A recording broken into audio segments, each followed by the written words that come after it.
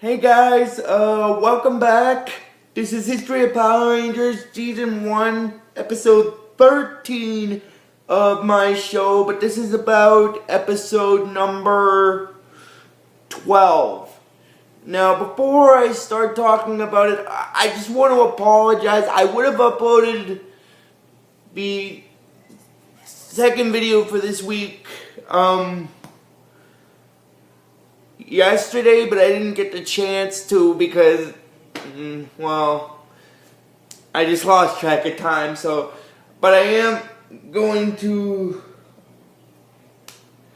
upload, one video today,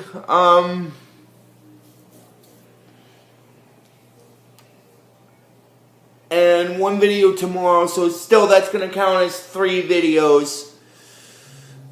So it's going to be still going to be multiple, guys. So, but I just wanted to apologize. I wanted to get that out of the way.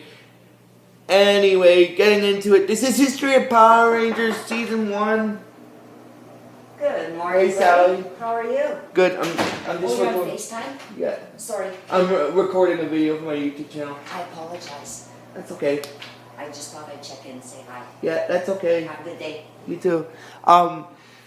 Sorry about that, guys. One of the people here is Sally. She came in. So if you heard that in the background, I apologize about that if you saw that in the background noise.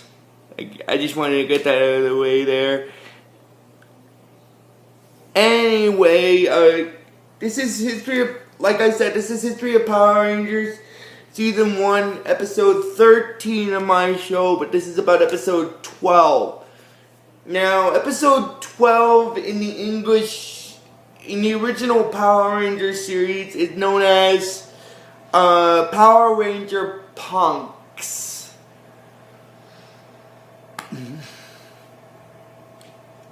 Now, the reason why it's called that is because of what's going to happen later on in the episode. And basically what happens is, the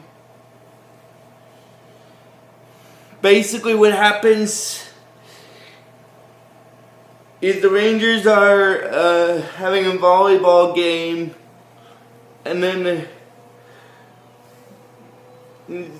Jason, Zach, and Trini keep playing afterward, and then basically it goes into where Baboo is, and then he says about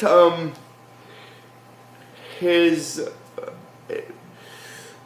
but actually I'm gonna stop here for a quick second. I just want to mention this again. We're like a month away from my anniversary of my YouTube channel, guys, so definitely what I'm going to do, is I'm gonna maybe upload a couple of videos within the week in May that day comes to, as well as the fact that 3 days after my anniversary, Injustice 2 is going to be released. Now, before I continue with the Power Rangers stuff, I just want to mention this quickly. And then after that, I'll get back into the actual episode. I just saw this video for the roster size for the new Injustice 2 game. It's like 28 characters plus some DLCs. So, still, that's a large enough roster compared to the previous one. That's still pretty large if you consider it. But I just wanted to get a little bit of side information here out of the way. And now getting back into the actual episode, then it goes into where Baboo is, and then he says, let's see, rattlesnake lips, spider's venom, poison ivy, and then he, basically what he does is he creates this punk potion, which basically turns anyone who eats or drinks anything with the punk potion in it from good to bad. Now that's going to play into what's going to happen later on in the episode. I just thought I'd mention that. And then he says that Rita is going to be so happy that she might even give him his own planet. Oh my god. And then basically, then he goes off to where the other Rangers are, and then where the Rangers are, and then Kimberly and Billy are exhausted from playing the volleyball, so, and then,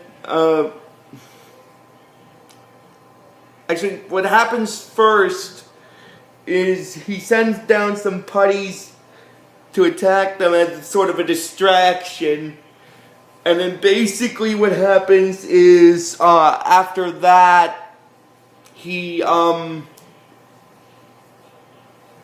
said that a bunch of goody two-shoes, but once they drink his power potion, they'll be as bad can be. And while the Rangers are distracted by the putties, he drops a bit of the punk potion into the glasses. And then after they fight the putties, Kimberly and Billy are exhausted because of playing volleyball and fighting the putties, so then they drink the water which has the punk potion inside it, and then basically what happens is after that potion inside of it, and then basically what happens is they say and then they knock the glasses away, and then Jason and the others wonder if they're okay.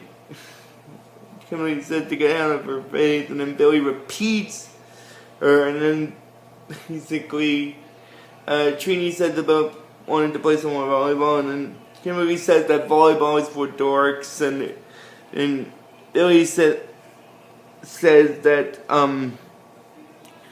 they're dorks and stuff, but it's not really because of them. They're under the effect of Baboo's punk potion, so it's not really their fault. So, oh my god, I'm sorry, but I gotta get it out of the way. And then Trini basically says that she thinks that they had too much sun, and then basically, then it goes into where Rita is, and she's looking through a repulsoscope at the planet. She sees that the Baboo's punk potion has worked well, and then basically Baboo says that he feels like he should be rewarded, but after she doesn't acknowledge his accomplishment with the punk potion, he said that he doesn't accept anyone, but maybe like a small planet or an asteroid maybe, and then she goes over to where Finster is, and then she's like, so, a toad? A bad one, I assume. And he says that that's correct. In fact, it is the terror toad, which is a monster again that they've used on a previous planet. I can't quite remember which planet it is, but it's one of the planets.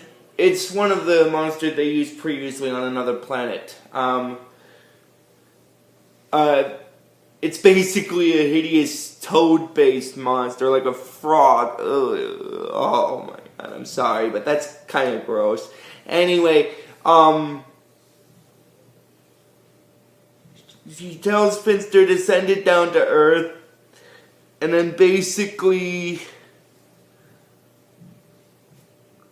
then it goes into where the Rangers are back in the school, and they're wondering if they hope Kimberly and Billy are okay. Again, but like I said, they're under the effects of Baboo's punk potion, so what they're doing is not their fault. They were under the influence of the potion, so it's not really their fault. Anyway,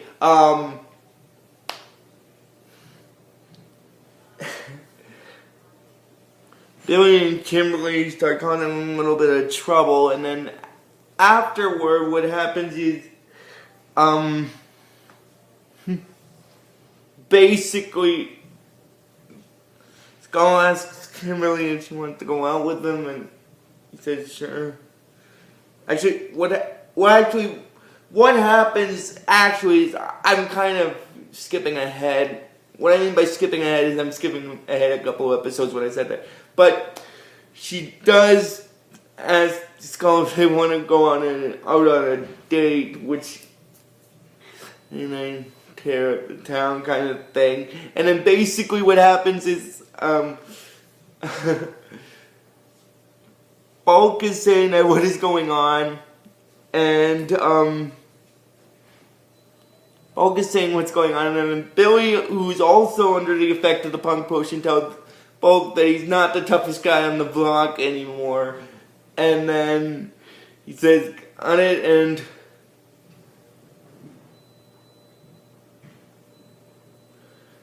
then basically what happens after that is, after Bulk starts to object,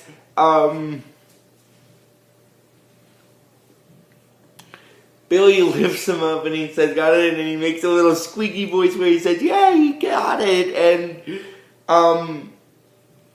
Zach says that Billy and Kimberly have turned into punks on them, and then, Alpha in the command center is like, ay, Billy and Kimberly have gone punk, what do we do? And then, Zordon tells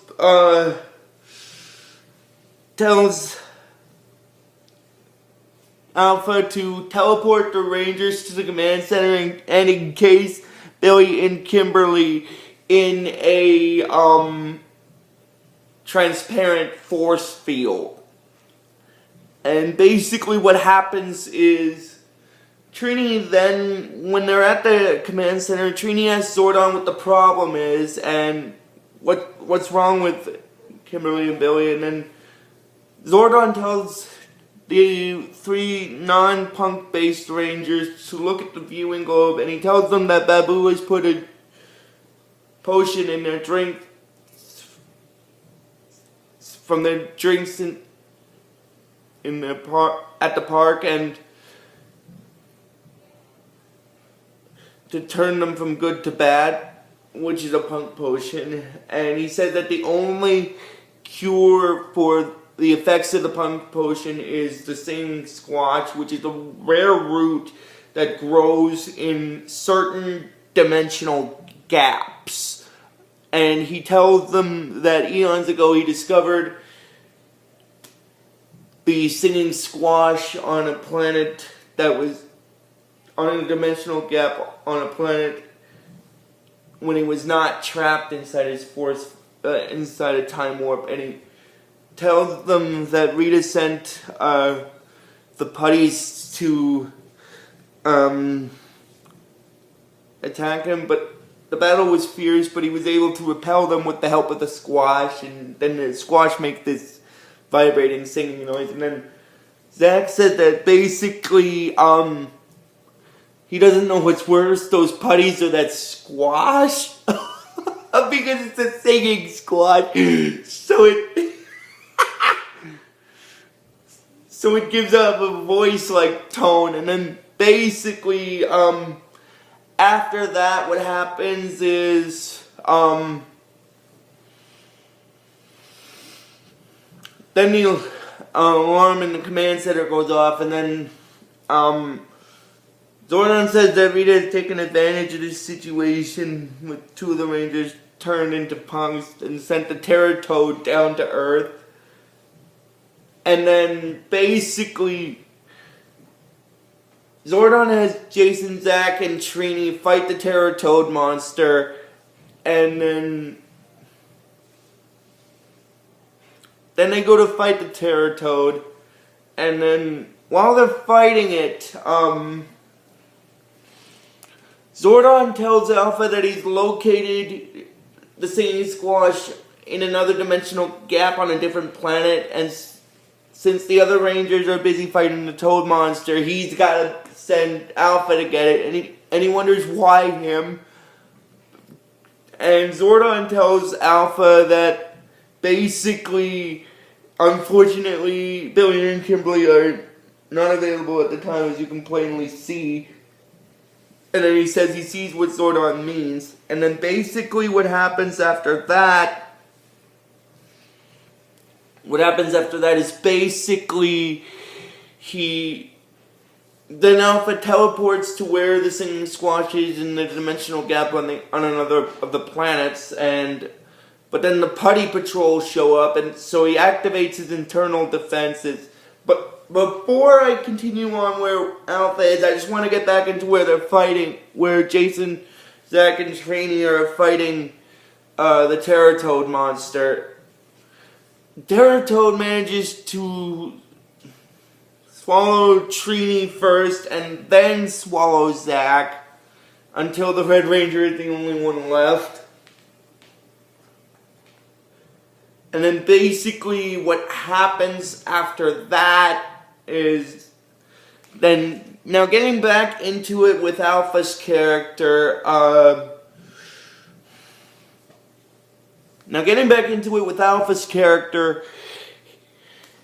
he finds where the singing squash is, but then afterward the putties show up. The Putty Patrol shows up, and he's like, so he activates his internal defenses to defeat them, and he manages to get back to the command center with the singing squash, and he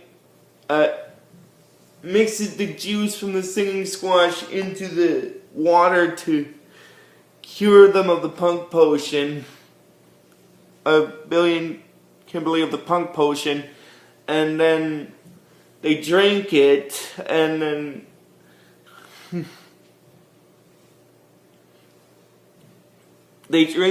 basically what happens after that is Kimberly's saying hi to Alpha, and then she's saying about her appearance and who did her nails and stuff, and then they come out of the force field, and then Billy says that, and Jason and Kimberly wonders who he's fighting, and then she said that, oh, gross, it's a toad.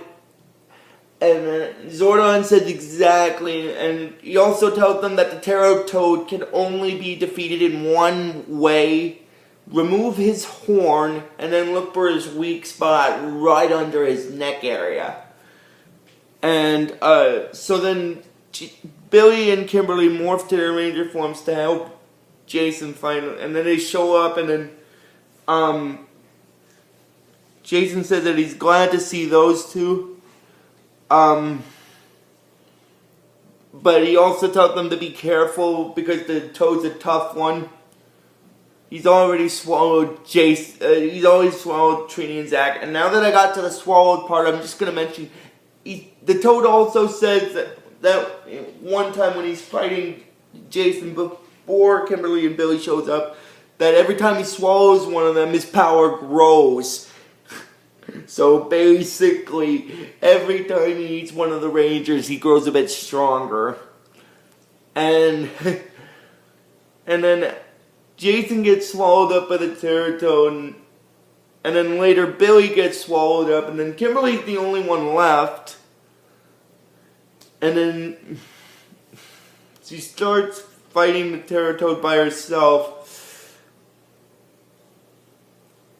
Well, first what actually happens is, I think it's Billy who removes the Terratoad's horn, and then the Terratoad gets mad that he lost his horn, and he said that he's gonna have them pay for this, and he's gonna start with the Red Ranger.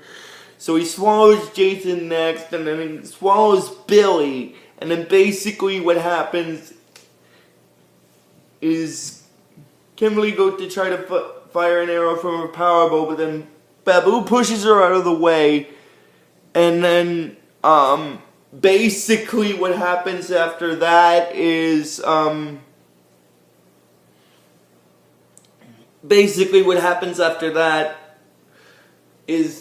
the Toad tells Baboo that there's 4 down and 1 to go, and he says, well then let's get her, and then it's another way. And then Kimberly manages to shoot one of her arrows from her power bow at the Terratoad's neck area, which spits the other Rangers out, and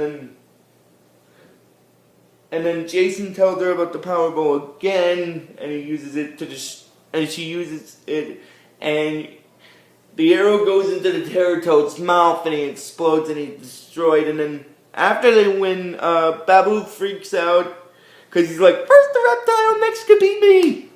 So he runs off and stuff, and then Rita's upset that she lost again.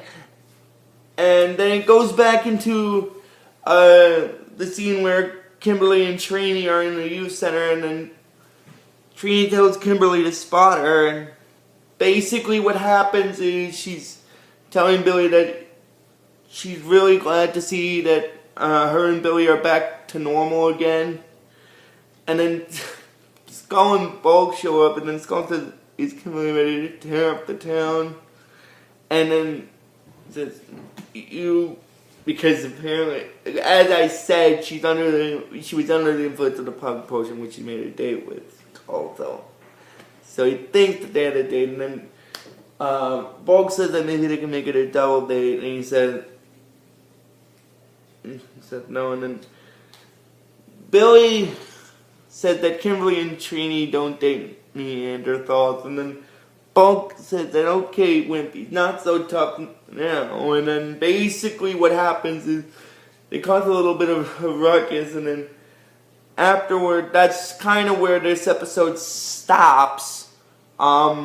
So if you guys like this video when I post it on YouTube today, just please give it the real best you guys can, and I'll see you guys probably on